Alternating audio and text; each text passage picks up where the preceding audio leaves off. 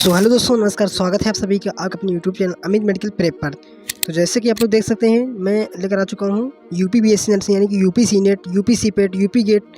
आप इस एग्ज़ाम के लिए प्रिपेयर कर रहे हैं तो मैं उसके लिए लेकर आ चुका हूँ एक मॉडल पेपर, जो कि ऐसे ही क्वेश्चन आपके यूपी सीनेट के एग्जाम में देखने के लिए मिल जाएंगे। यदि आप लोग भी कर रहे हैं बीएससी नर्सिंग और पैरामेडिकल की प्रिपरेशन, यदि आप स्पेशली यूपी सीनेट के लिए कर रहे हैं यानी कि यूपी से हैं आप, तो ये वीडियो आपके लिए काफ़ी ज़्यादा खास होने वाली है। क्योंकि मैं पहले मैं आपको बता देता हूँ मैं इस पेपर को किस तरीके से कराने वाला हूँ। तो देख लीजिए, आप दोनों लैंग्वेज में लेकर आ चुका हूँ, जो कि आपको काफ़ी ज़्यादा इंपॉर्टेंट होगा। अपने पहले क्वेश्चन को पढ़ता हूँ। मेरा पहला क्वेश्चन क्या है, आप लोग देखिएगा। देखिए, इसमें पहला क्वेश्चन क्या कह रहा है, कोशिका जीवन की संरचनात्मक और क्रियात्मक इकाई क्यों कहलाती है। कह रहा है because it is smallest unit cell, या क्या होती है, स्मॉलेस्ट यूनिट होती है। Because all living activities occur, क्योंकि यहाँ पर कितने भी लिविंग एक्टिविटीज होती हैं उसमें होती हैं। Because it is has nucleus only, because it is visible naked eyes. अब देखिए यहाँ पर हमारा क्या क्वेश्चन क्या सही हो जाएगा। तो यहाँ पर जो हो जाएगा हमारा, because all living activities occur it in, मतलब कि जितने सारे लिविंग एक्टिविटीज़ हमारी होती हैं वो हमारी सेल में ही होती हैं। तो यहाँ पर हमारा पहला क्वेश्चन का पहला बी ऑप्शन जो होगा वो करेक्ट हो जाएगा। अब देखिए अगला ऑप्शन क्या, क्वेश्चन क्या कर रहा है, कोशिका को खोज किसने की थी। कोशिका की खोज किसने की, आप लोग बचपन से ही पढ़ते आ रहे हैं। रॉबर्ट हुक ने कोशिका की खोज की थी। यहाँ से एक क्वेश्चन क्लियर होता हुआ। चलिए अगला क्वेश्चन है। तो देखिए, पादप कोशिकाओं की कोशिका भित्ति किससे बनी होती है। जो हमारे पादप यानी प्लांट की सेल वॉल जो होती है वो मेड अप ऑफ यानी कि किससे बनी होती है। तो हम बता दें, मेरे जो पादप की कोशिका भित्ति होती है वो हमारी सेलुलोज की बनी होती है। ये क्लियर हो गया।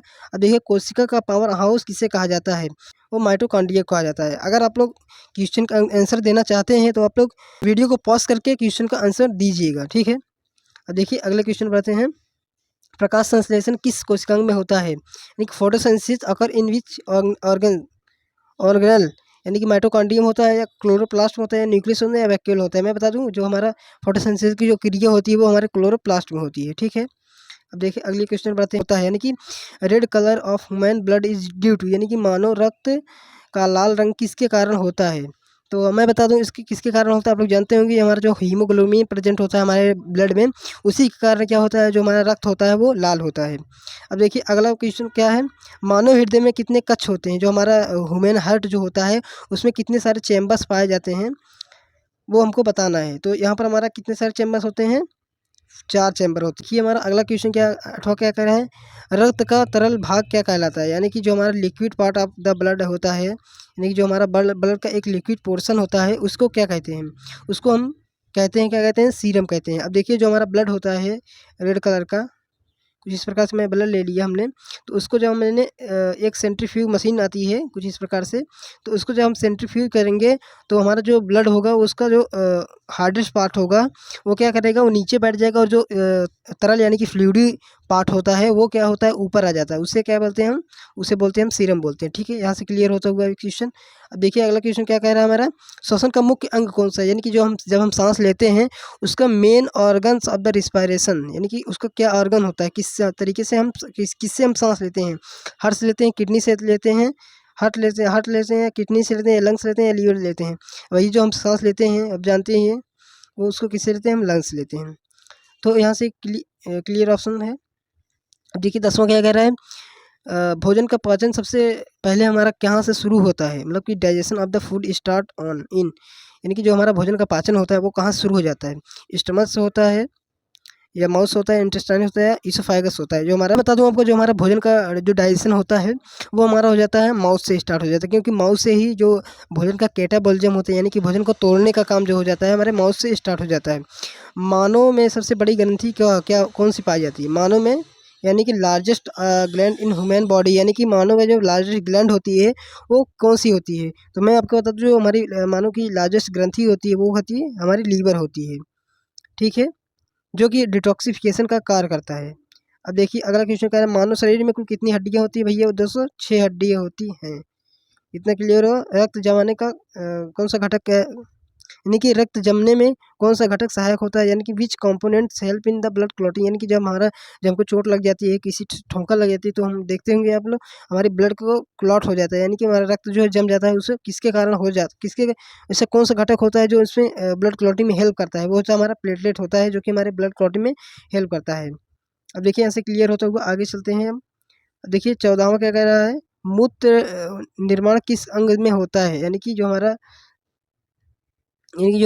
वो होता है मूत्र का निर्माण होता है, वो किस अंग से द्वारा होता है, या लीवर्स होता है, किडनीस होता है, या लंग्स होता है, या ब्लैडर्स होता है। अब देखिए मैं आपको बता दूं, ये जो हमारा होता है वो मूत्र का निर्माण जो होता है वो किडनी से होता है, क्योंकि किडनी में बहुत सारे जो होते हैं हमारे ब्लड का फिल्ट्रेशन होता है, और जिसमें साले ये एक प्रकार का डिटॉक्सिफिकेशन का वर्क करता है, जिसमें हमारे जो मतलब कि वेस्टेज मटेरियल होते हैं वह क्या कर देता है हमारे, वो बाहर निकाल देता है वो। ठीक है, देखिए मस्तिष्क और मेरुरज्जु किस तंत्र का भाग होता है, जो हमारा ब्रेन होता है और हमारा स्पाइनल कॉर्ड होता है, यानी कि ब्रेन होता है, जो हमारा ब्रेन होता है, स्पाइनल कॉर्ड जो होता है वो किस तंत्र का भाग होता है, डाइजेस्टिव सिस्टम का होता है, डाइजेस्टिव सिस्टम का होता है, नर्वस सिस्टम का होता है, रेस्पिरेटरी सिस्टम या सर्कुलेटरी सिस्टम का होता है। देखिए यहाँ पर जो हमारा इसका करेक्ट हो जाएगा वो हो जाएगा हमारा नर्वस सिस्टम, यानी कि मस्तिष्क और मेरुरज्जु हमारा नर्वस सिस्टम का पार्ट होता है। अब देखिए 16वां क्वेश्चन क्या कह रहा है, मानव नेत्र में प्रकाश संवेदनशील की परत क्या कहलाती है, यानी कि light sensitive layer in of air, यानी कि क्या बोल रहा है, लाइट सेंसिटिव लेयर ऑफ आई, यानी कि जो ऐसी कौन सी परत होती है हमारे आँखों में, यानी कि मानव जो होता है उनकी आँखों में होती है, तो जो हमारे प्रकाश को एक संवेदनशील प्रोवाइड करती है, यानी कि प्रोटेक्शन प्रोवाइड करती है, वो क्या होती है हमारी, वो होती है हमारी रेटिना होती है। ठीक है, अब देखिए ये हमारा काफ़ी ज़्यादा मोस्ट इंपॉर्टेंट क्वेश्चन हो जाता है, पौधे में जल का परिवहन किस ऊतक के द्वारा होता है, वो होता है हमारा, देखिए पौधे में जल का परिवहन यानी कि जाइलम हो जाएगा, इसमें क्या हो जाएगा, जाइलम हो जाएगा, यानी कि जाइलम जो होता है हमारा जल का परिवहन करता है। और इसके अगला वाला क्वेश्चन क्या है, पौधे में जो होता है हमारा भोजन का जो ट्रांसपोर्टेशन करता है वो हमारा क्या करता है, फ्लोएम करता है। ठीक है, मानव शरीर का जो तापमान होता है वो कितना होता है भैया, मानव शरीर का जो तापमान 37 डिग्री सेल्सियस होता है और 98 फ़ारेनहाइट होता है। ठीक है, अब देखिए अगला क्वेश्चन क्या कर रहा था, श्वेत रक्त कणिकाएं किससे रक्षा करती है, यानी कि जो हमारी WBCs होते हैं, यानी कि वाइट ब्लड सेल्स जो होती हैं वो किससे प्रोटेक्शन करती हैं, ऑक्सीजन करती हैं, न्यूट्रिशन से करती हैं, ऑक्सीजन करती हैं, न्यूट्रिशन करती हैं, इन्फेक्शन करती हैं, हीट से करती हैं। आपको बता दूं ये जो हमारी होती है WBC जो होती है हमारे इन्फेक्शन से, जो हमारे फॉरेन पार्टिकल होते हैं उससे क्या करती है, इन्फेक्शन यानी कि एक तरीके से एंटीबॉडी का काम करती है, प्रतिरोधकता का काम करती है, जो कि उनको जो कोई फॉरेन पार्टिकल हमारी बॉडी में जब इंटर करता है तो उससे लड़ती हैं। ठीक है, तो DNA का पूरा नाम क्या आ जाता है, डीऑक्सी न्यूक्लिक एसिड हो जाएगा। ठीक है, अगले क्वेश्चन पाते हैं, मानव में श्वसन गैस का आदान प्रदान कहाँ से होता है, यानी exchange of the respiratory gases occur in bronchi होता है, एल्वोलाइज होता है, ट्रैकिस होता है, नोस होता है। मैं आपको बता दूं इसमें क्या होगा, हमारा एल्वोलाई जो होता है हमारे लंग्स में, जो छोटे छोटे एकदम एल्वोलाई यानी कि मटर दाने जैसी संरचना जो हमारी पाई जाती है उनको एल्वोलाई कहते हैं, उन्हीं से हमारा जो होता है जो गैसेस का ट्रांसपोर्टेशन होता है, जो हमारे टिश्यूज़ होते हैं, जो हमारी नर्व्स होती हैं, उनमें क्या होता है गैसों का आदान प्रदान वहीं से होता है, यानी कि ट्रांसपोर्टेशन होता है। अब देखिए अगला क्वेश्चन क्या कह रहा है, आप लोग यहाँ पर देखिए मैं एक स्लाइड में 2-3 क्वेश्चन ऐसे लेकर आओ, आप लोग ज़्यादा घबराइएगा मत, क्योंकि काफ़ी इजी क्वेश्चन है, जो कि मेरा मॉडल पेपर फर्स्ट होने वाला है। तो देखिए 23वां क्वेश्चन, शरीर में ऑक्सीजन का परिवहन कौन करता है, यानी कि बॉडी में जो ऑक्सीजन का ट्रांसपोर्टेशन होता है, ट्रांसपोर्ट होता है, वो किसके द्वारा होता है, प्लाज्मा के द्वारा होता है, या प्लेटलेट्स के द्वारा होता है, या हीमोग्लोबिन के द्वारा होता है, या WBC के कारण होता है। ठीक है, अब देखिए यहाँ पर क्या हो जाएगा, मेरा क्वेश्चन का सही आंसर जो हो जाएगा वो हो जाएगा हमारा हीमोग्लोबिन। हीमोग्लोबिन जो होता है हमारे बॉडी में गैसों का ऑक्सीजन का आदान प्रदान यानी परिवहन वही करता है। ठीक है, अब देखिए यहीं पर मेरा 24वां क्वेश्चन ले लिया हूँ, काफ़ी छोटा क्वेश्चन हो जाएगा यहाँ से। अब देखिए यहाँ पे क्या बोल रहा है, पौधे में की जो हरी पत्तियाँ में होता है, जो हरा रंग होता है वो किसके कारण होता है, तो भैया आप लोग जानते होंगे, वो एकदम सरल क्वेश्चन हो जाएगा, वो क्लोरोफिल के कारण होता है, जो हमारी पत्तियाँ होती हैं वो हरी होती हैं। यहाँ से क्वेश्चन क्लियर होता है। देखिए यहाँ पर मेरा फिजिक्स का पोर्शन आ जाएगा, क्या आ जाएगा, फिजिक्स का मेरा पोर्शन आ जाएगा, जो जिसमें भी 24 क्वेश्चंस होंगे, इसमें भी 24 क्वेश्चन थे मेरे, 24 क्वेश्चन थे और इसमें भी मेरे कितने 24 क्वेश्चन हो गए। अब देखिए यहाँ से मेरा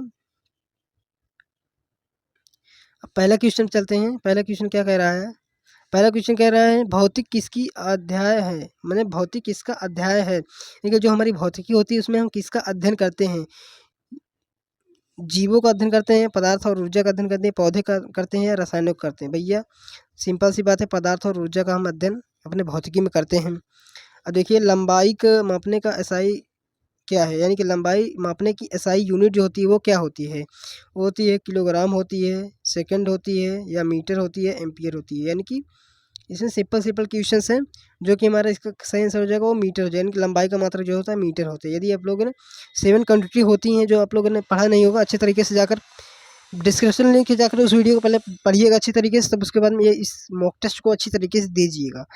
अब देखिए यहाँ पर जो हमारा 27वां क्वेश्चन हो जाएगा, समय का एसआई मात्रक जो होता है हम लोग सेकंड जानते हैं, ये भैया सब लोग जानते हैं। 28वां द्रव्यमान की एसआई इकाई क्या होती है? द्रव्यमान का एसआई मात्रक क्या होता है? किलोग्राम होता है, ठीक है। अब देखिए अगला क्या कह रहा है, वेग क्या दर्शाता है, यानी कि what does velocity indicate, indicate यानी कि वेलोसिटी होता है वो क्या दर्शाता है? ये हमारा दर्शाता है चाल और दिशा को दर्शाता है, ठीक है। देखिए चाल का एसआई मात्रा क्या हो जाएगा, यानी कि what is the SI unit of the speed, यानी कि मीटर प्रति सेकंड, यानी चाल बराबर दूरी बटे समय होता है, दूरी का मीटर हो जाएगा और समय का सेकंड हो जाएगा। आप लोग कुछ इस प्रकार से निकालिएगा। अब देखिए अगला क्वेश्चन क्या कह रहा है, विश्राम की अवस्था का अर्थ है, यानी कि जो कोई भी वस्तु है वह एक रेस्ट अवस्था में खड़ी होती है, यानी कि विश्राम अवस्था में है, न हिल रही है न डुल रही है, वह क्या कहलाती है? यानी कि वस्तु गति अवस्था में है, वस्तु स्थिर है, वस्तु घूम रही है, वस्तु कंपन न करे भैया, जब स्थिर ही है तो वस्तु क्या रहेगी? वो स्थिर ही रहेगी ना। अब देखिए हमारा अगला क्वेश्चन क्या कह रहा है यहाँ पर, अगला क्वेश्चन है गति की अवस्था किस पर निर्भर करती है, मतलब कि जो state of motion depend on, यानी कि जो हमारी गति की अवस्था है वो किस पे निर्भर करती है?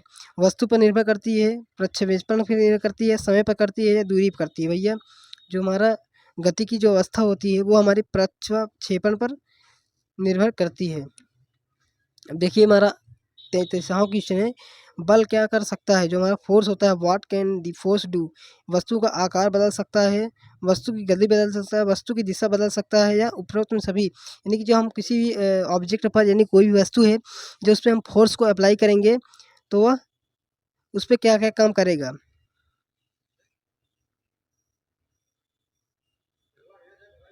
तो मैं बता दूं इसमें हमारा जो उपरोक्त सभी जो क्वेश्चन हो जाएगा वो हो जाएगा, क्योंकि उसका आकार भी बदल सकता है, वस्तु की गति भी बदल सकता है, वस्तु की दिशा भी बदल सकता है, सारे चीज़ों को यह कर सकता है, इसीलिए हमारा all of this is the correct option हो जाएगा, ठीक है।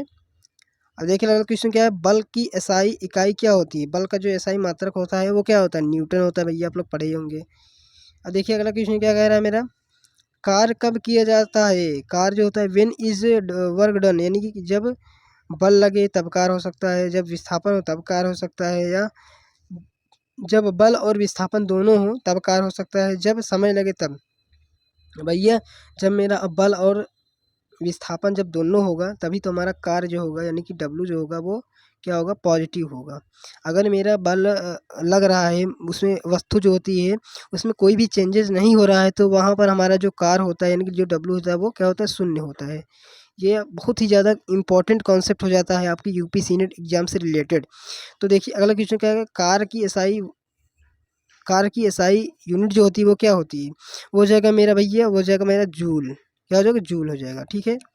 अब देखिए 37वां क्या कह रहा है, ऊर्जा क्या है? यानी कि जो हमारी एनर्जी होती है वो क्या होती है? कार्य करने की क्षमता होती है, बल की मात्रा होती है, शक्ति की माप यानी कि गति की अवस्था होती है। यानी कि यहाँ पर हमारा जो पूछ रहा है व्हाट इज एनर्जी, एनर्जी जो होती है हमारे, जितने भी हमारे अंदर एनर्जी रहेगी हम उतना ही क्या कर पाएंगे? कार्य कर पाएंगे, यानी कि कार्य करने की जो क्षमता होगी हमारी वो क्या कहलाएगी? एनर्जी कहलाएगी, ठीक है।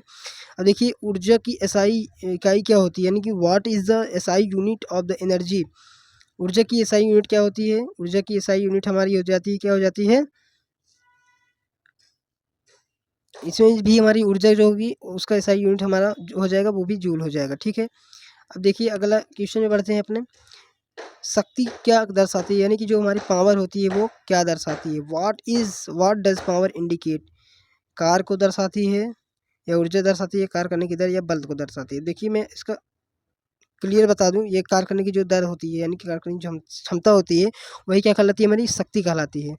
अब देखिए शक्ति की एसआई इकाई क्या होती है, वो होती है हमारी क्या होती है, शक्ति की एसआई वाट हो जाएगी, ठीक है। अब देखिए अगला क्वेश्चन पढ़ते हैं। घनत्व का एसआई सूत्र क्या होता है, मतलब कि जो हमारा डेंसिटी होती है यानी कि डेंसिटी का जो फार्मूला होता है वो क्या होता है, वो हमारा द्रव्यमान बटे आयतन होता है। ये आप लोग अच्छी तरीके से आप अपने नोट्स में इंक्लूड कर लीजिएगा इसको। अब देखिए अगला क्वेश्चन कह रहा है घनत्व की एसआई इकाई क्या होती है, यानी कि जो हमारा डेंसिटी की एसआई यूनिट जो होती है वो क्या होगी, वो होगी हमारा किलोग्राम प्रति मीटर क्यूब होगी, ठीक है। यहाँ से आपका ये क्लियर होता हुआ। अब देखिए अगला क्वेश्चन पढ़ते हैं। दाब का एसआई मात्रा क्या होता है, क्योंकि what is the SI unit of the pressure, इसमें हो जाएगा मेरा पास्कल हो जाएगा, ठीक है। अब देखिए ताप मापने का यंत्र कौन सा होता है, तो ताप मापने का जो यंत्र हो गया यानी कि विच इंस्ट्रूमेंट मेजर टेम्परेचर, जो वो इंस्ट्रूमेंट क्या होगा, वो होगा हमारा थर्मामीटर हो गया। यानी कि जब हमको बुखार उखार हो जाता है तो हम किससे मापते हैं टेम्परेचर, वो थर्मामीटर से ही मापते हैं। विद्युत धारा की एसआई इकाई क्या होती है, एम्पियर होती है। अब लोग भला से क्वेश्चन को करते जाए। विद्युत विभवांतर का एसआई इकाई क्या होती है, वो होती है हमारी विद्युत विभवांतर जो होता है उसका उसका क्या होता है एसआई यूनिट, वो होता है वोल्ट होता है। विद्युत विभवांतर कहे या विद्युत विभव कहे, उसके एसआई यूनिट क्या होगा, वोल्ट ही होगा, ठीक है। अब देखिए यहाँ पर प्रतिरोध की एसआई यूनिट इकाई क्या होगी, वो होगी हमारी प्रतिरोध की ओम हो जाएगी, ठीक है। इस दर्पण से परावर्तन के नियम क्या कहलाता है, यानी कि दर्पण से परावर्तन का नियम क्या कहलाता है, वो होता है आपतन कोण तथा परावर्तन कोण के बराबर होता है दोनों, ठीक है। अब देखिए मेरा यहाँ पर केमिस्ट्री का पोर्शन आ जाएगा। केमिस्ट्री का पोर्शन 49 क्वेश्चन से स्टार्ट हो रहा है मेरा। अब देखिए मेरा पहला क्वेश्चन कह रहा है रासायनिक विज्ञान किसका अध्ययन करता है, यानी कि रासायनिक जो हमारी what is chemistry the study of, यानी कि हम केमिस्ट्री में किस चीज़ों का अध्ययन करते हैं, यानी कि पदार्थ और उसके परिवर्तन को अध्ययन हम करते हैं केमिस्ट्री में। अब देखिए 50वां क्वेश्चन का पदार्थ की सबसे छोटी इकाई क्या होती है, वो होती है हमारी परमाणु, यानी कि एटम जो होते हैं, एटम से ही मिल करके हमारे जो अणु बनते हैं, यानी इसीलिए मेरा जो परमाणु होगा वो सबसे छोटी इकाई हो जाएगा हमारे पदार्थों की। अब देखिए अगला क्वेश्चन क्या कर रहा है, तत्व क्या होता है, यानी कि जो हमारे एलिमेंट्स होते हैं वो क्या होते हैं। दो पदार्थों का मिश्रण होता है, एक ही प्रकार के परमाणु से बने होते हैं, ये यौगिक होते हैं या विलयन होते हैं। अब देखिए मेरा यहाँ पर जो हमारा बहुत ही अच्छा क्वेश्चन माना जा सकता है ये, क्योंकि जो हमारे तत्व होते हैं यानी कि एलिमेंट जो होते हैं वो क्या होते हैं, एक ही परमाणु से बने होते हैं, वो हमारे क्या कहलाते हैं, परमाणु, वो हमारे तत्व कहलाते हैं। अब देखिए बहुत सारे अलग अलग जो परमाणु से बने होते हैं, मिश्रण से बने होते हैं, वो हमारे कंपाउंड कहलाते हैं। दो पदार्थों के मिश्रण से जो बने होते हैं वो हमारे क्या कहलाते हैं, यौगिक कहलाते हैं, ठीक है, यानी कंपाउंड कहलाते हैं। जल का रसायन सूत्र भैया छोटा लड़का बता देगा, H2O। अब देखिए कार्बन डाइऑक्साइड का सूत्र CO2। ये क्या क्या क्वेश्चन है यार, लेकिन ऐसे ही क्वेश्चन जो होते हैं हमारे क्या होते हैं, हमारी यूपी सीनेट की एग्जाम में पूछे जाते हैं। अब देखिए आवर्त सारणी किससे बनाई गई थी, आवर्त सारणी की जो किसने बनाई थी, who made the periodic table, वो बनाई थी हमारे मेंडलीफ में। मेंडलीफ की आवर्त सारणी आप लोग पढ़े होंगे, जो 118 तत्व होते हैं। आवर्त सारणी में कुल कितने आवर्त होते हैं भैया, 7 आवर्त होते हैं। और आवर्त सारणी में जितने कितने समूह होते हैं, वो 18 समूह भी होते हैं। ये आपसे क्लियर होता हुआ। अगला क्वेश्चन क्या कह रहा है मेरा, अगला क्वेश्चन क्या कह रहा है मेरा, अगला क्वेश्चन क्या कह रहा है मेरा, अम्ल का स्वाद जो होता है वो कैसा होता है भैया, अम्ल का स्वाद जो होता है खट्टा होता है, मीठा तो होता नहीं, कड़वा होता नहीं, कड़वा होता है मेरा क्षार का, कितना क्षार का स्वाद कैसा होता है, कड़वा होता है, ठीक है। अगला क्वेश्चन क्या कह रहा है, नीले लिटमस पत्र को लाल कर देता है, मतलब नीले लिटमस पेपर जो होता है वो लाल, ऐसा कौन सा होता है वो लाल कर देता है, वो क्या होता है हमारा, वो क्या होता है मेरा, अम्ल कहलाता है। यानी कि आप लोग एक ट्रिक याद कर रखिएगा, मैं बता देता हूँ। जैसे अनिल हो गया, नील, यानी कि अम्ल जो होगा वो नीले लिटमस पेपर को क्या कर देगा, लाल कर देगा, ठीक है। अब इसका अपोजिट आप लोग कर लीजिए, क्या कर देगा, लाल लिटमस पेपर को क्या करेगा, नीला कर देगा, वो क्या कहलाएगा हमारा, क्षार कहलाएगा, यानी कि क्षार कहलाएगा, ठीक है, क्षार नीचे, ठीक है। देखिए 61वां क्वेश्चन का सामान्य नमक का रासायनिक सूत्र क्या होगा, यानी कि जो हमारा जो हम नमक खाते हैं उसका रासायनिक सूत्र क्या होता है भैया, सोडियम क्लोराइड होते हैं, यानी कि क्या हो जाता है मेरा, NaCl हमारा क्या हो जाएगा, साधारण नमक का सूत्र हो जाएगा। देखिए द्रव्यमान संरक्षण का नियम किसने दिया था, द्रव्यमान संरक्षण का दिया था, ये दिए थे हमारे, किसने दिया था, यह दिया था हमारे न्यूटन ने दिया था, किसने दिया, न्यूटन ने दिया था, ठीक है। विलयन क्या होता है, यानी कि जो हमारा सॉल्यूशन होता है उसमें क्या होता है, तो सॉल्यूशन में मेरा इसमें क्या होते हैं, बहुत सारे कंपोनेंट्स मिले होते हैं, यानी कि मिश्रण एक प्रकार से होता है, यानी कि विलेय प्लस विलायक जो होते हैं मेरे, देखिए विलेय प्लस विलायक, विलेय प्लस विलायक के मिश्रण से ही हमारा क्या बनता है, विलयन बनता है, ठीक है। इसमें बहुत सारे, इसमें दो मिश्रण से मिलाए हुए होते हैं, इसीलिए इसे क्या होता है, एक मिश्रण के रूप में कहा जाता है इसको, ठीक है।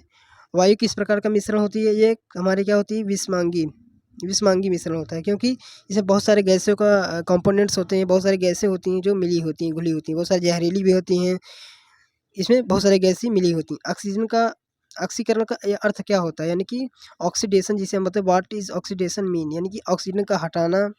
बहुत ही इंपॉर्टेंट क्वेश्चन है, हाइड्रोजन का जुड़ना या ऑक्सीजन का जुड़ना या इलेक्ट्रॉन का जुड़ना। अब देखिए यहाँ से मेरा क्या हो जाएगा, ऑक्सीजन जब जुड़ता है तो हमारा क्या होता है, वहाँ पर ऑक्सीडेशन होता है, ठीक है। अपचयन का अर्थ क्या होता है? अपचयन का जब अर्थ होता है जब हमारा ऑक्सीजन का जब हमारा अपचयन जो होगा वो ऑक्सीजन क्या होगा, ऑक्सीजन का ऑक्सीडेशन होगा। ऑक्सीडेशन यानी कि ऑक्सीजन का जुड़ना होगा, हाइड्रोजन का जब जुड़ना होगा वहाँ पर क्या होगा, यानी कि हाइड्रोजन के जुड़ने जो होगा अपचयन होगा, यानी कि उसमें ऑक्सीजन जो है निकल रहा है, वो हमारा क्लियर हो जाएगा, ठीक है। अब देखिए यहाँ पर क्या बोल रहा है, निम्न में से कौन सी धातु है, यानी कि which of the following is a metal. Oxygen एक प्रकार गैसीय हो जाएगी, क्लोरीन भी गैसीय हो जाएगी, सल्फर भी एक प्रकार का हमारा क्या हो जाएगा, और सोडियम जो होगा इसमें हमारे क्या होगी, एक हमारे क्या हो जाएगी, मेरा मेटल हो जाएगी। सोडियम क्या हो जाएगा, मेरा एक प्रकार से मेटल हो जाएगा, ठीक है। अब देखिए अगला क्वेश्चन कह रहा है, निम्न में से कौन अधातु, यानी कि नॉन मेटल पूछ रहा है, यानी कि कौन इसमें अधातु है। अब ये जो हमारा देखिए यहाँ पर जो मेरा लोहा हो जाएगा वो धातु हो जाएगा, तांबा जो होगा मेरा क्या हो जाएगा, ये भी एक प्रकार से नॉन मेटल पूछ रहा है ना। एल्युमिनियम, ऑक्सीजन, देखिए ये सब धातु ही है हमारी, ये हमारा जो O2 ऑक्सीजन जो हो जाए वो नॉन मेटल आ जाएगा, ठीक है। अब देखिए यहाँ पर हमारा pH, जो हमारा pH मान होता है 7 क्या दर्शाता है, जो हमारा pH मान है, जैसे मान लीजिए मेरा 7 हो गया, वो क्या दर्शाए, क्या इंडिकेट करेगा। ये देखिए मेरा इसमें तीन प्रकार की वो पाई जाती हैं, मैं बता दूंगा आपको। जैसे मान लीजिए यहाँ पर 7 हो गया, यहाँ से 14 आ जाएगा, यहाँ से 0 से 7, 7 से 14 ये है। तो इसमें क्या क्या इंडिकेट कर, देखिए यहाँ पर अगर 0 पे अगर 1 2 3 के बीच यहाँ पर रहेगा, 7 के अंदर रहेगा, तो वह क्या होगा, एसिडिक होगा, एसिडिक हो यानी कि अम्लीय होगा, ठीक है, अम्लीय होगा। 7 पे रहेगा तो हमारा न्यूट्रल हो गया, यानी कि न्यूट्रल होगा, यानी कि उदासीन होगा, जो कि इस क्वेश्चन का ये आंसर हो जाएगा। अब देखिए 14 के अगर 7 से ऊपर जब हो जाएगा वो हमारा क्या हो जाएगा, वो हो जाएगा हमारा बेस कहलाएगा, क्या कहलाएगा, बेस कहलाएगा, यानी कि क्षारीय कहलाएगा, ठीक है। ये ऑप्शन आपको क्लियर होता हुआ, उसके बाद में सबसे हल्की गैस कौन सी होती है, सबसे हल्की गैस भैया हमारी हाइड्रोजन होती है, आप लोग पढ़े होंगे। अब देखिए रासायनिक अपक्रिया में क्या है, रासायनिक अपक्रिया में क्या क्या बनता है, यानी कि what is the form chemical reaction, यानी कि जो हमारी दो केमिकल रिएक्शन जब होती हैं, जैसे कि मान लीजिए यहाँ पर एक है और यहाँ से हमारा एक डिब्बा और है, यदि हम इस दोनों डिब्बों को आपस में मिला देंगे, ओ सॉरी, जब इस दोनों डिब्बों को केमिकल को मिलाएंगे आपस में, यहाँ पर रिएक्शन होगी, तो उसके बाद हमारा क्या बनेगा, एक क्या बनेगा, कंपाउंड बनेगा, सॉरी रिएजेंट बनेगा या कंपाउंड बनेगा या कुछ भी बनेगा, जो होगा हमारा क्या कहलाएगा, वो उत्पाद कहलाएगा, क्या कहलाएगा, उत्पाद कहलाएगा।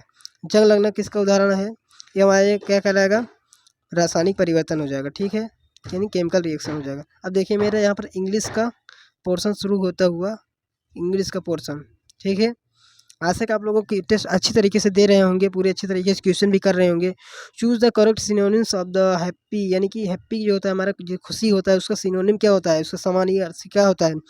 सैड होगा, एंग्री होगा, जॉयफुल हो गया, ट्राइड होगा, ये हमारा जो होगा क्या हो जाएगा भैया, जॉयफुल हो जाएगा, ठीक है।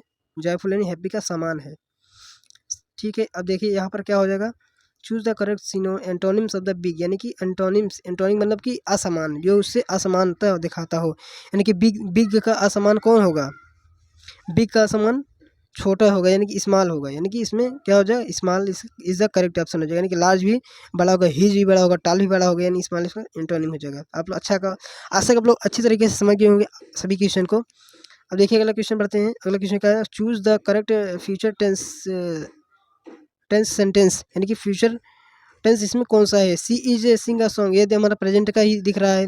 सी सेंग अ सॉन्ग, ये प्रेजेंट इंडिफिनिट का दिख रहा है। अब देखिए सी विल सिंग अ सॉन्ग, देखिए यहाँ पर हमारा ये क्वेश्चन करेक्ट हो जाएगा, क्योंकि यहाँ पर फ्यूचर टेंस होता है, मेरा विल जैसे लगा रहता है, तो इसीलिए मेरा यहाँ पर C correction is the correct option हो जाएगा इस आंसर का, यानी कि 75 क्वेश्चन का। 76 क्वेश्चन क्या कह रहा है मेरा, identify the correct present continuous tense. Present continuous tense क्या होता है, प्रेजेंट कॉन्टिन्यूअस में क्या ए आई एम या आई ईजे में आ लगता है, सॉरी ईजे में आ लगता है, इसीलिए मेरा यहाँ पर सी इज़ द करेक्ट ऑप्शन हो जाएगा। ऐसा कि आप लोग को अच्छी तरीके क्वेश्चन अगर यदि आप लोग नहीं कर पा रहे हैं, यदि आप लोग को दिक्कत हो रहा है, तो आप लोग वीडियो को सबसे पहले पॉज करिएगा, उसको अच्छे तरीके से अपने नोट्स में उसको नोट करिएगा, तब आप लोग क्वेश्चन को बनाइएगा, ठीक है। अब देखिए अगला क्वेश्चन क्या कर रहा है, change into the indirect speech, यानी कि हमको ये he said I am tired जो है हमको इसको क्या करना है, इनडायरेक्ट में चेंज करना है। तो इसमें क्या कहलाएगा हमारा, he said I am tired. पहले देखिए आप लोग ये किस तरीके बनेगा। तो यहाँ पर हमारा ही सेड जो होगा वो हमारा सेम ही रहेगा, क्या रहेगा, सेम ही रहेगा। यहाँ पर हम कमा इन्वर्टेड कमा जो होगा वहाँ पर दैट लग जाएगा, और आई जो है मेरा सब्जेक्ट के अनुसार चेंज हो जाएगा, इसीलिए मेरा B option is the correct option हो जाएगा इसके लिए, और सब सेम ही रहेगा, ठीक है। एम जो होगा वो किस में होगा, प्रेजेंट कॉन्टिन्यूस में, वो पास्ट कॉन्टिन्यूस में बदलेगा, वाज वर हो जाएगा, ठीक है। अब देखिए यहाँ पर change into the indirect speech, indirect she said I can do this work, इसमें क्या हो जाएगा, she said I do can the work, इसका सी सेड हो जाएगा, कॉमन इंटू कॉमन दैट हो जाएगा। आई इधर पे यहाँ पर सब्जेक्ट के अनुसार सी हो जाएगा, और कैन के इधर कुड हो जाएगा, डू दिस वर्क, यानी कि B option is the correct option हो जाएगा इस सेंटेंस का, सी, ठीक है। अब देखिए मेरा यहाँ पर अगला क्वेश्चन क्या कह रहा है, change into the indirect speech, he said he was happy, यानी कि इसको हमको क्या करना है, इनडायरेक्ट स्पीच में कन्वर्ट करना है। अब देखिए मेरे यहाँ पर क्या कह रहा है, ही सेड क्या रहेगा, ही सेड है, सॉरी एक बार क्या बोल रहा है, ही सेड है ना, ही सेड है, तो इसमें ही सेड ही रहेगा। तो यहाँ पर जो हमारा दैट है, दैट की जगह क्या हो जाएगा, हमारा कॉमन कम हो जाएगा। जो हमारा 79 क्वेश्चन हो जाएगा वो हो जाएगा he said I am happy, यानी कि आई वाज जो होगा वो क्या होगा, पास्ट में है ना, पास्ट में, तो उसे प्रेजेंट में आ जाएगा, ठीक है। यहाँ पर मेरा ए ऑप्शन जो होगा वो क्लियर हो जाएगा, ठीक है। तो यहाँ पर क्या हो जाएगा, choose the synonyms of the happy, happy का जो समान अर्थी हो जाएगा वो क्या हो जाएगा, वो हो जाएगा मेरा जयफुल, ठीक है। और सब देखिए यहाँ पर आपको एंटोनिम्स ही दिख रहा होगा, choose the synonyms of the big, यानी कि सिनोनिम यानी कि जो हमारा बड़ा कोई भी लार्ज है उसका समानार्थी क्या होगा, इसमें स्मॉल होगा, लार्ज होगा, थिन होगा या शॉर्ट होगा, इसीलिए मेरा यहाँ पर क्या हो जाएगा, लार्ज हो जाएगा, ठीक है। अब देखिए 83 क्वेश्चन क्या बोल रहा है, सॉरी एक मिनट, 83 क्वेश्चन क्या बोल रहा है, choose the synonyms of the fast, यानी कि समान, फास्ट का समानार्थी क्या हो जाएगा मेरा, क्विक हो जाएगा, यानी फास्ट, क्विक, लेट, स्लो, ये सब क्या हो जाएगा मेरा एंटोनिम्स हो जाएगा, ठीक है। अब देखिए मेरा यहाँ पर क्या हो जाएगा, choose the synonyms of the easy, यानी कि जो इजी का जो समानार्थी हो जाएगा वो क्या हो जाएगा, आसान, यानी कि सिंपल, ठीक है। यहाँ से आप लोग अच्छी तरीके से क्वेश्चन को मैं समझ रहा हूँ कि कर पा रहे होंगे। अब देखिए ये वाला क्वेश्चन हो जाएगा मेरा, choose the antonym of the hot, यानी कि कोई भी गर्म चीज़ है उसका एंटोनिम क्या होगा, कोल्ड हो जाएगा, ठीक है। Choose the antonym of the early, early यानी कि पहले, सुबह, यानी कि एकदम एकदम सुबह सुबह, यानी कि सून, फास्ट, लेट, क्विक, यह क्या हो जाएगा मेरा, अर्ली यानी कि फास्ट हो जाएगा, ठीक है। नहीं सॉरी एक मिनट, अर्ली, अर्ली जो इसको बोलते हैं ना, देखिए सून यहाँ पर मेरा क्या हो जाएगा, सून, सून और क्विक एंड फास्ट, क्विक ये हो जाएगा, एंड यहाँ पर जो मेरा क्या हो जाएगा वो लेट हो जाएगा, ठीक है। लेट हमारा करेक्ट ऑप्शन हो जाएगा 86 का। अब देखिए यहाँ पर क्या कह रहा है, choose the antonym of the clean, यानी कि क्या बताना है हमको, एंटोनिम बताना है इसमें क्लीन का, साफ सुथरा, साफ सफाई जो होगा मेरा एंटोनिम बता रहा है, यानी कि इसमें डर्टी हो जाएगा, ठीक है। Choose the antonym of the strong, strong यानी कि एंटोनिम बता रहा है, यानी कि वीक हो जाएगा, इसमें क्या हो जाएगा, वीक है, के है यहाँ पर। अब देखिए अगला क्वेश्चन क्या कह रहा है, फिल इन द ब्लैंक, हमको इसमें ब्लैंक फिल करना है, यानी कि इसमें मैं आर्टिकल से भी क्वेश्चन लेकर आया हूँ जिसमें ए एन द का यूज जो किया जाता है। She is a nurse, she is a nurse, she am तो नहीं होगा, आर भी नहीं, सी आर नर्स नहीं होगा, सी इज हो जाएगा मेरे यहाँ पर, क्या हो जाएगा, बी हो जाएगा, B is the correct answer. अब देखिए यहाँ पर फिल इन द ब्लैंक्स क्या बोल रहा है इसमें, फिल इन द ब्लैंक्स है, they playing in the park, क्या करेगा, they are playing in the park is the correct options. choose the correct sentences, he doesn't like tea, he doesn't like tea, he doesn't like tea, he doesn't like tea। अब देखिए यहाँ पर मेरा correct जो हो जाएगा वो क्या हो जाएगा, she doesn't like tea, B is the correct option हो जाएगा, ठीक है। अब देखिए fill in the blanks, I my home work yesterday, I I does, I do, I did, यानी कि यहाँ पर मेरा क्या पूछ रहा है, I did my homework yesterday, या आई डिड हो जाएगा यहाँ पर, ठीक है। अब देखिए अगला क्वेश्चन क्या कह रहा है मेरा, choose the correct form of the verb. She study, she study every day, she study every day, she studying every day, she studies every day. Identify the correct question of the sentences, you are coming today. देखिए सबसे पहले मैं question को यहाँ पर भी drop कर रहा हूँ कि इसमें कुछ इनकरेक्ट है जो मुझे अभी नहीं समझ में आ रहा है, मैं बता दूंगा अगले वाले क्वेश्चन में इसको, ठीक है। ये तो इसके लास्ट वाले क्वेश्चन में बता दूंगा इसको। देखिए इसमें क्या बोल रहा है, identify the correct question of the sentences, यानी कि इसमें क्या बोल रहा है, identify the correct question sentences, you are coming today, you are coming today, you coming today, you are coming today, you are coming today, you are coming today. ये पहला option जो हो जाएगा मेरा यहाँ पर क्लियर हो जाएगा, ठीक है। पहला option you are coming today, are you coming today, sorry इसमें एक क्वेश्चन थोड़ा एरर हो जाएगा। देखिए यहाँ पर आर यू जो कमिंग टूडे जो होगा ये हमारा क्लियर ऑप्शन जो है, क्योंकि जो हमारा हेल्पिंग वर्ब होगा, हेल्पिंग वर्ब वो पहले आएगा, इसीलिए जो हमारा सब्जेक्ट होगा वो बाद में जाएगा, ठीक है।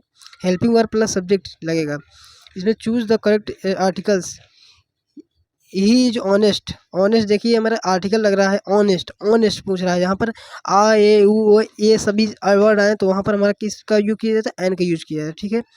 Choose the correct prepositions, preposition इसमें लगेगा क्या लगेगा, she is good in English, in English, in English पूछ रहा है बट इसमें इन नहीं लगेगा, वो उसमें ऐड लगेगा, ठीक है।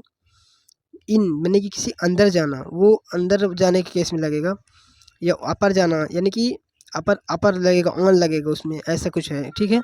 अब देखिए यहाँ पर नर्सिंग एप्टीट्यूड आ जाएगा मेरा, एन ए, नर्सिंग एप्टीट्यूड आ जाएगा।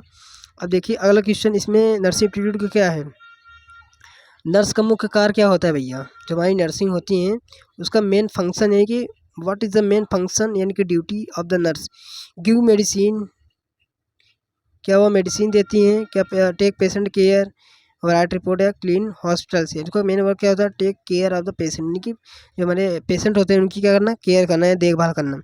आधुनिक नर्सिंग जननी फ्लोरेंस नाइटिंगेल, कई बार मैं पढ़ा चुका हूँ, नहीं पढ़े हैं डिस्क्रिप्शन लिंक है या प्ले लिस्ट बना दिए है, जाकर उसको आप लोग अच्छी तरीके से पढ़ लीजिएगा, ठीक है।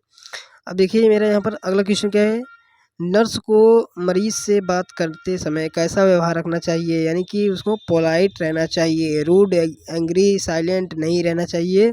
100 क्वेश्चन, मरीज को गोपनीय जानकारी को क्या कहा जाता है, मरीज की गोपनीय जानकारी को क्या कहा जाता है, प्राइवेसी कहा जाता है या कॉन्फिडेंशियलिटी भी कहते हैं नर्सिंग की भाषा में, या हम कह लें मेडिकल की भाषा में। नर्सिंग का मुख्य उद्देश्य क्या होता है, अर्न मनी होता है, पैसे कमाना, save patient, become a doctor या फॉलो ऑर्डर्स। मेन जो कार्य होगा भैया वो सर्व पेशेंट, यानी पेशेंट की सेवा करना, देखभाल करना। नर्सिंग में हैंड वॉशिंग क्यों जरूरी है, क्योंकि टू प्रिवेंशन इन्फेक्शन है कि इन्फेक्शन को प्रिवेंट करना हमारे बहुत ही ज़्यादा जरूरी हो जाता है इसमें, ठीक है। अगला क्वेश्चन, मरीज को देखभाल करते समय नर्स को क्या क्या पहनना चाहिए, तो उसमें क्या क्लीन यूनिफॉर्म पहनना चाहिए, ठीक है, कैजुअल नहीं होगा, पार्टियर ड्रेस नहीं होगा। नर्स को डॉक्टर के निर्देश का पालन क्यों करना चाहिए, क्योंकि फॉर पेशेंट सेफ्टी के लिए, पेशेंट सेफ्टी के लिए हमको उनको क्या करना चाहिए, डॉक्टर का निर्देशों का पालन करना चाहिए। अगला क्वेश्चन का मरीज की तकलीफ को समझने की क्षमता क्या कहलाती है, यानी कि जो हमारा पेशेंट होता है उसकी जो समझने की क्षमता होती है वो क्या कहलाती है हमारी, वो कहलाती सिंपैथी कहलाती है, ठीक है। नर्स को समय पर ड्यूटी क्यों करनी चाहिए, क्योंकि for discipline and patient care, उसके डिसिप्लिन और उसके पेशेंट केयर के लिए उसके क्या करना है, समय पर ड्यूटी करना चाहिए, क्योंकि यदि वो टाइम पर अगर नहीं पहुंचेगी तो उसके अच्छी तरीके से क्या करें, उसको ट्रीटमेंट नहीं मिल पाएगा, उससे अच्छी तरीके जो ज़रूरत होगी उसको नहीं हो पाएगी, इसीलिए वो एक टाइम पर उसकी डेथ भी हो सकती है। इसीलिए उनको क्या करने का क्या होगा, एक टाइम पर क्या होगा, उनको समय पर ड्यूटी जाना होगा।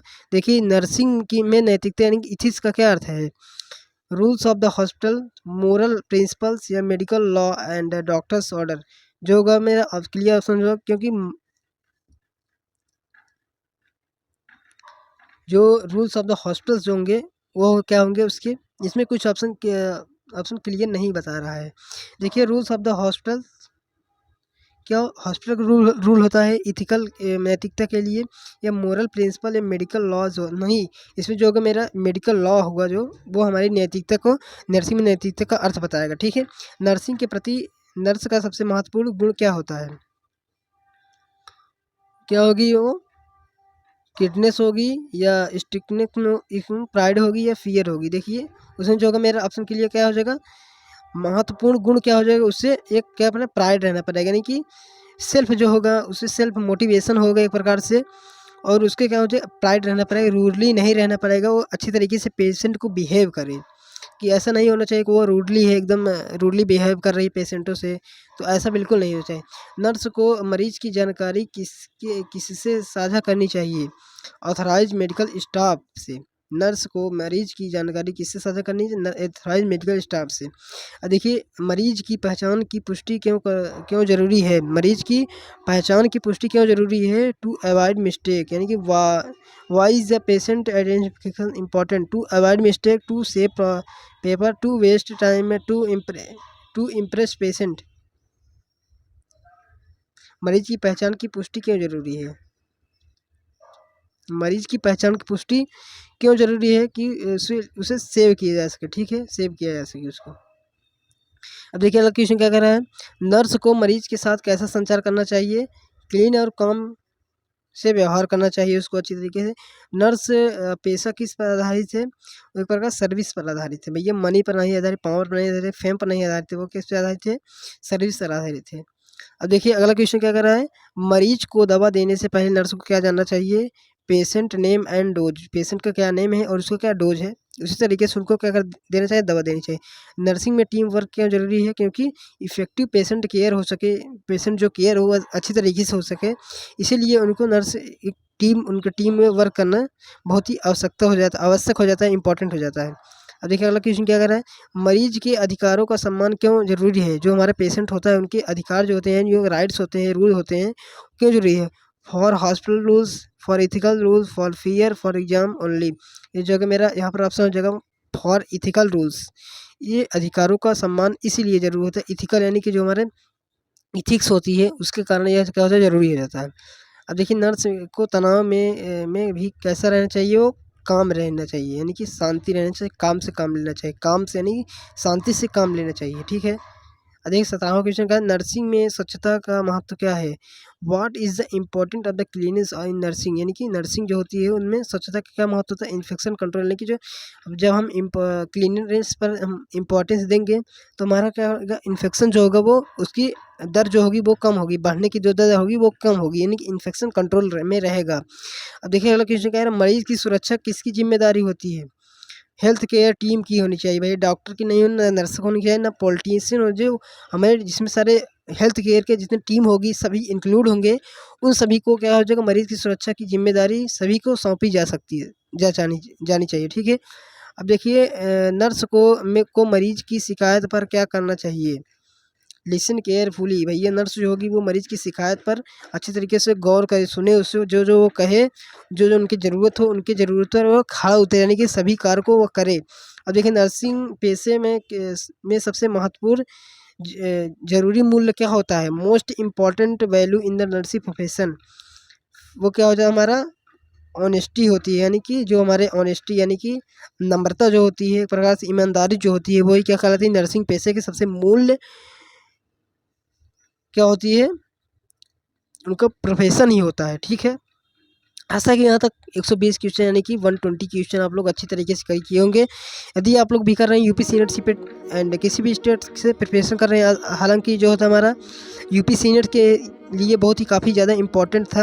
अब देखिए यहाँ पर जो हमारे इंग्लिश के कुछ क्वेश्चन जो मैं नहीं बता पाया हूँ, उसमें कुछ एरर था या मुझे समझ नहीं आ रहा था, तो इसके मैं अगले वाले जो टेस्ट लाऊँगा उसमें क्या करूँगा, उसको क्लिक करूँगा, नहीं तो मैं कमेंट बॉक्स में ही इसके आंसर्स को अच्छी तरीके से बता दूंगा। तो चलिए मिलते हैं किसी नेक्स्ट वीडियो किसी नेक्स्ट टॉपिक के साथ या अगले मॉडल पेपर के साथ, तब तक के लिए जय हिंद जय भारत।